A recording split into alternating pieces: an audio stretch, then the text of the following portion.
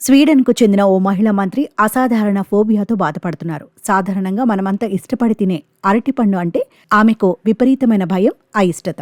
దీంతో ఆమె అధికారిక పర్యటనలకు వస్తే ఆ చుట్టుపక్కల ఎక్కడా ఈ పండ్లు కనిపించకుండా ఉండేలా అధికారులు జాగ్రత్త పడతారట. స్వీడన్ ప్రభుత్వంలోని లింగ సమానత్వ మంత్రిగా పనిచేస్తున్న పౌలినా బ్రాండ్బర్గ్కు బనానా ఫోబియా ఉందనే విషయం ప్రస్తుతం నెట్టింట వైరల్గా మారింది.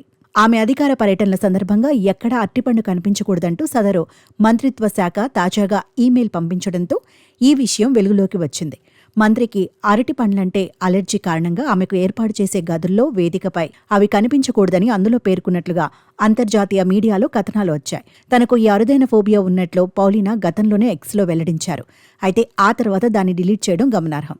ఆమెకున్న ఈ సమస్యను బనానా ఫోబియాగా పేర్కొంటారని నిపుణులు చెబుతున్నారు. ఇది చాలా అరుదైన సమస్య అని, ఇలాంటి వారికి అరటిపండ్లు కనిపించినా, వాటి వాసన పీల్చిన వికారంతో పాటు తీవ్ర ఆందోళనకు గురవుతుంటారని తెలిపారు.